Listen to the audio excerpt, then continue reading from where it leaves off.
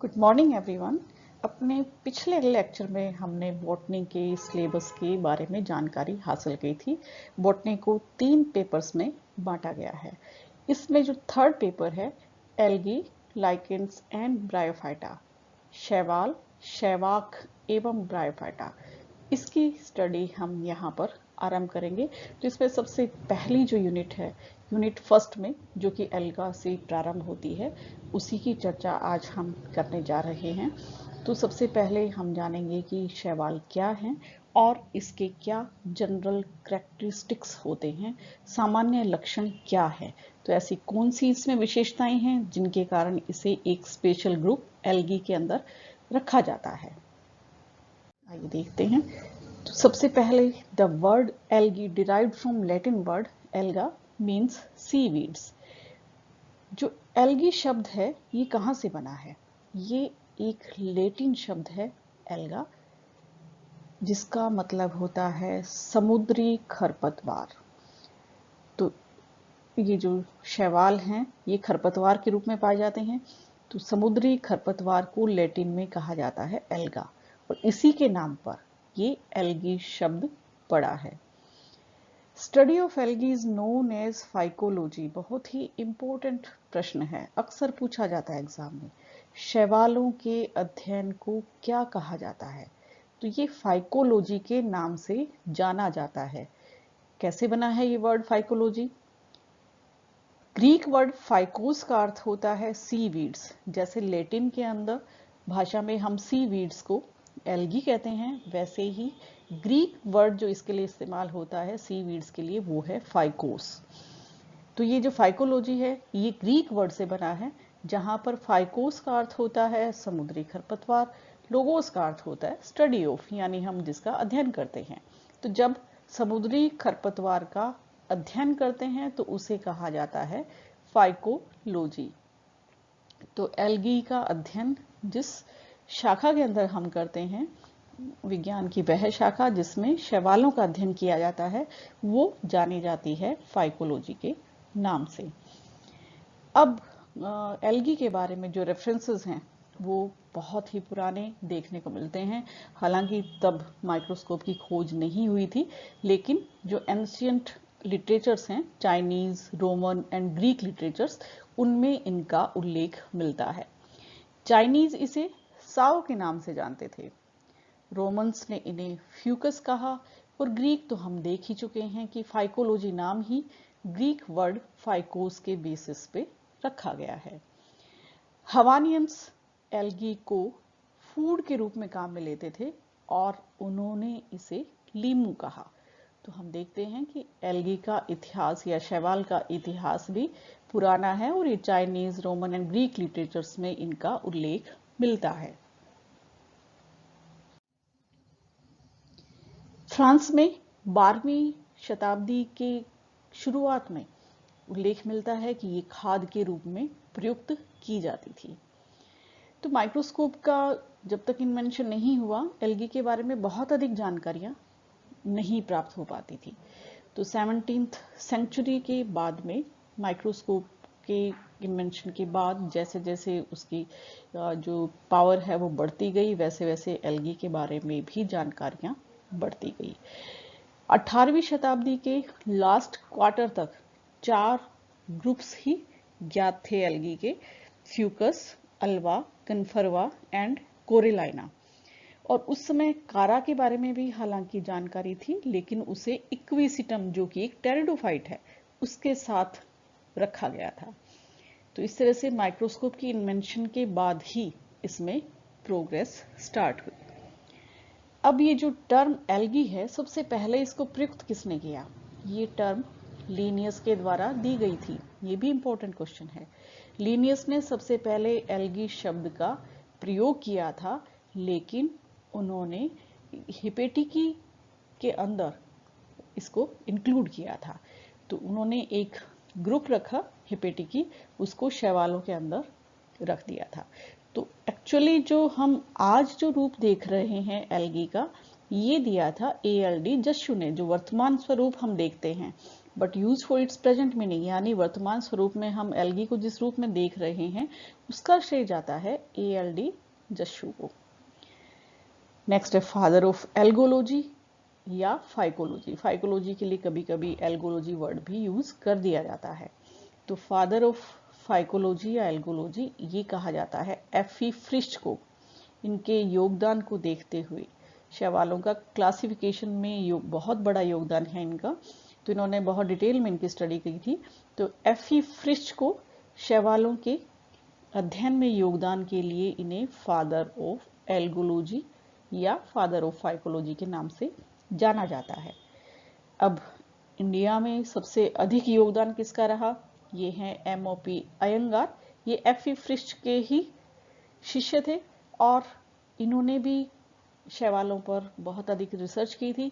इन्हें father of Indian algology कहा जाता है। तो भारतीय शैवाल विज्ञान का जनक MOP अयंगार को कहा जाता है।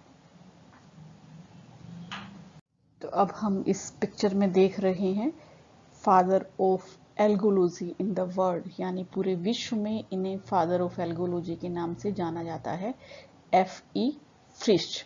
तो फ्रिश्च को फादर ऑफ एल्गोलॉजी या फिर फादर ऑफ फाइकोलॉजी यानी शैवाल विज्ञान की जनक कौन है? ये है F.E.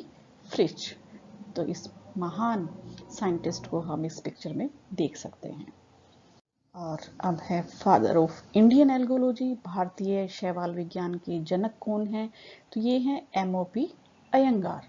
तो इन्होंने बहुत अधिक रिसर्च की थी। हमारे यहाँ भारत में ये फ्रिश्च के ही शिष्य थे। इन्हें भारतीय शैवाल विज्ञान का जनक कहा जाता है। दोनों ही इंपॉर्टेंट क्वेश्चन हैं। फादर ऑफ एल्गोलॉजी ये F.E. फ्रिश्च हैं और फादर ऑफ इंडियन एल्गोलॉजी ये MOP अयंगार हैं। अब हम बात करते हैं जनरल कैरेक्टरिस्टिक्स ऑफ एल्गी। शैवालों के सामान्य लक्षण क्या हैं?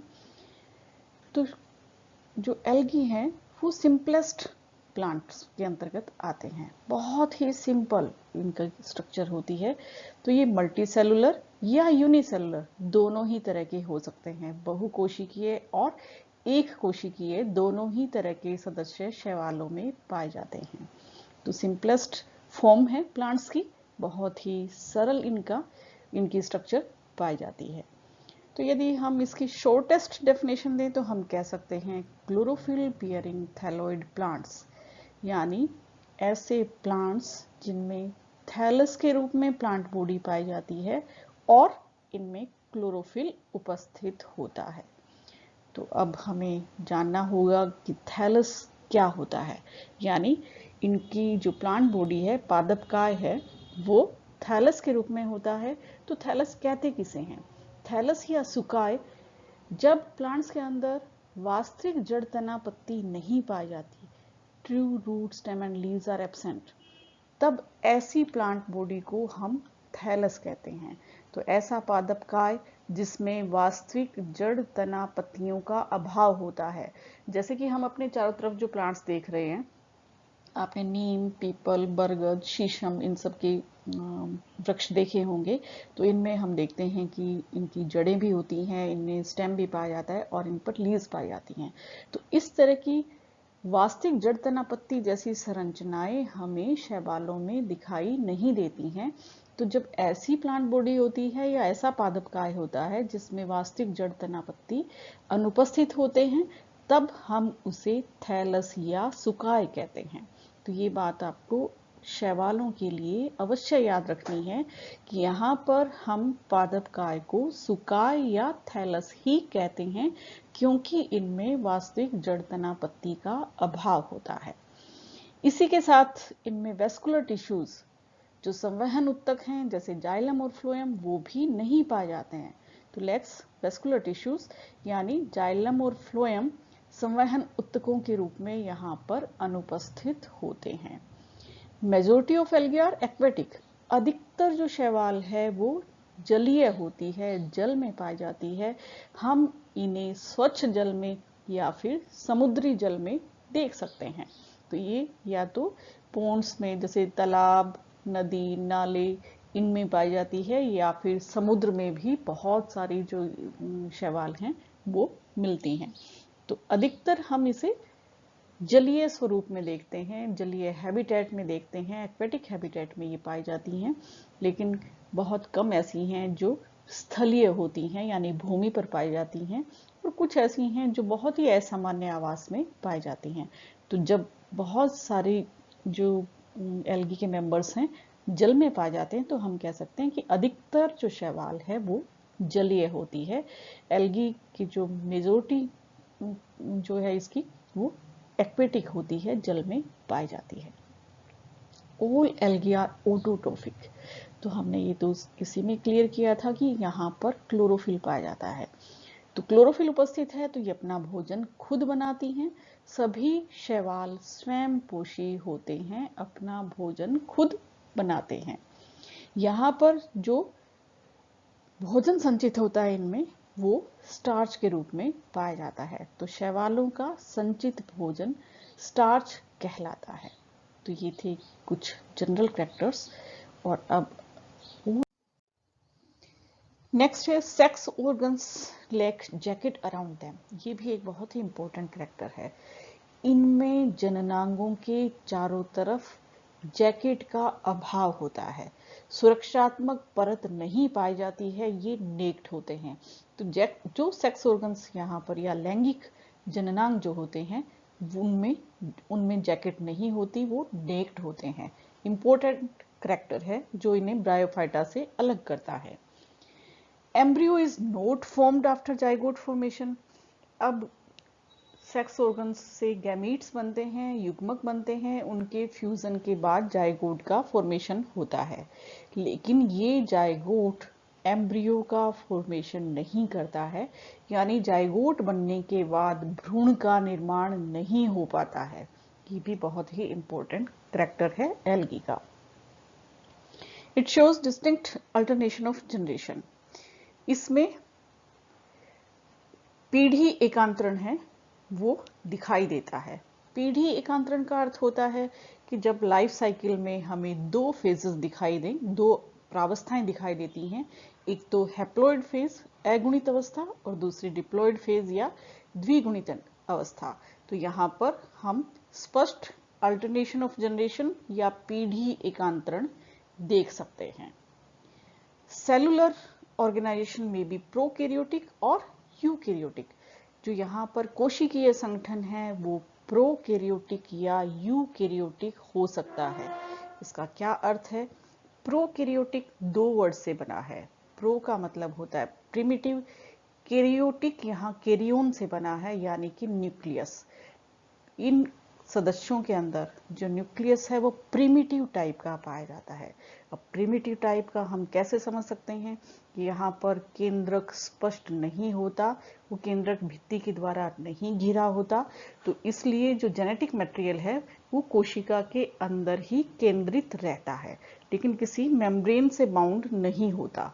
इसलिए ये प्रिमिटिव टाइप के न्यूक्लियस रखने के कारण इन्हें प्रोकैरियोटिक कहा जाता है। तो कुछ मेंबर्स ऐसे हैं जिनमें प्रोकैरियोटिक सेलुलर ऑर्गेनाइजेशन या कोशिकीय संगठन देखने को मिलता है, लेकिन अधिकतर जो एल्गी है वो यूकैरियोटिक टाइप की होती है। यू का मतलब होता है वेल डेवलप्ड, कैरियोन यहाँ फिर से न्यूक्लियस के लिए यूज किया जाता है।